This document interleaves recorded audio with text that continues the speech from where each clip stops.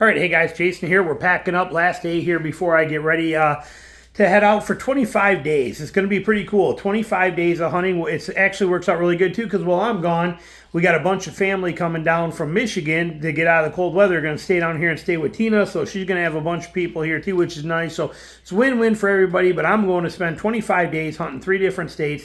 What does it look like to pack up? What kind of bow case here or arrow setup are we bringing for 25 days? Well, I have my quiver. I'm taking my Tradtrackr trading quiver on my bow, which you guys have seen. I got 4 broadheads and a judo in there. I also have a spare quiver going with me as a Great Northern quiver that has 4 broadheads and a judo in there. Plus we have, here we got 1, 2, 3, 4, 5, 6, 7, 8, 9 broadheads. 10, 11 broadheads in here, 1 extra judo. So that means that I have 3 judos. 11 plus 8 is, so we got 11 and 8, so we got 19 broadheads going with us, total arrows, or 19 arrows, hunting arrows.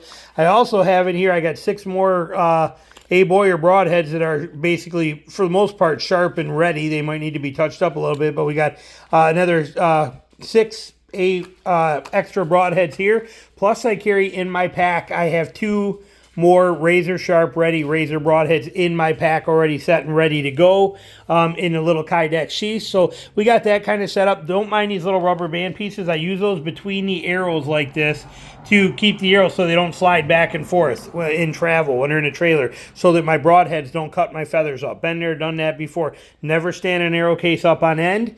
Always lay it down flatter, have it on this end, but don't stand it like on this end, or all these arrows will shift, and then razor sharp broadheads will shave all your feathers off. Ask me how I know someday. It was about 25 years ago. Bow square goes with me, spare aider if I need it. Those rubber bands that are wrapped around it are spare rubber bands because you never know when you need rubber bands, so we're putting those around there. These Great Northern straps actually work on both they will work on my Tradtrackr trading and my Great Northern quiver, so we have 2 of those with us. A ton of bow hooks, can never have enough bow hooks, plus I got 5 or 6 in the pack, and I got a bunch in a thing, but I'm notorious for leaving them. We got spare blades for our Havalon, which I don't plan on using the Havalon much, but I keep the blades in here. We got a little arrow kit with some glue, spare nocks, spare pieces, string nocks, things that we might need. Just a little Altoids case in there with stuff. We got a spare tab just floating around in here loose.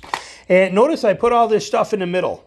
For the most part, okay? I kind of pack this stuff in the middle where these foam dividers are glued in. They aren't originally, I glued mine in, but so this stuff stays. We got our bowstrings right here.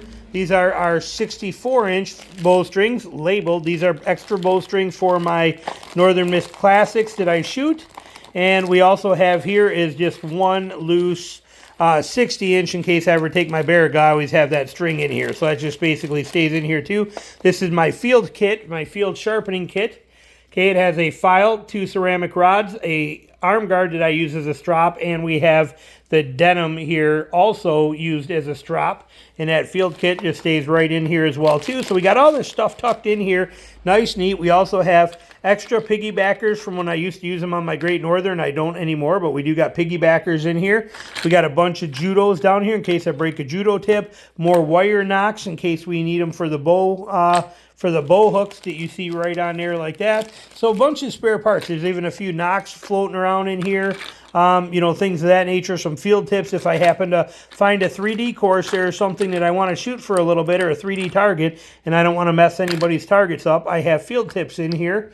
More piggybackers here. Like I said, they just kind of run around. And we have our knock pliers in here as well too. And we have these amazing little, these are those little adjustable pliers. These are from Crescent. I love these little things. So handy. So I keep those in here as well too. But we got our knock pliers and that, and our broadheads sit right in there. This is basically our whole case in one whole setup, tucked in here. We mainly want that there. So, and this is how it basically rides. And this is, pretty much everything I need, nothing I don't need, and everything that I want is here and compressed in together and stays there. So that's the arrow case setup. Okay, that's what we're looking for. Sweet, simple, effective, more than I need. Okay, there was a day where I used to take like 25 arrows with me and I'd be gone for like 4 days. Okay, I don't need to. Like I said, I'd rather use this thing as a tackle box and have the arrows that I need, but use it more as a tackle box setup like what we're seeing here. This will close up perfect, just like that. What did I just throw out? Threw out a knock that must have got away from me on there, so we're going to put that back in and slide that in there. There we go. But this box has been with me since the days where I used to think it was cool to color on stuff. Look at that.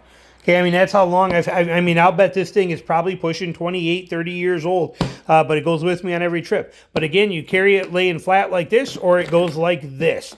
That's how we want to run this thing. Now, this will spend most of its entire trip for this 25 days in the bed of my truck. Okay, that way I have access to all of this stuff that I need is right there ready for me. If I shoot a deer and I need to grab a new arrow, I got a new arrow in there right there. I can just grab it. So this will ride in the back of my truck for pretty much the entire trip we're out there, along with my little kit right here that I've shown you guys in other videos. That is my everything spare parts bag that stays in my truck as well too. So that stuff will be in there 100% of the time.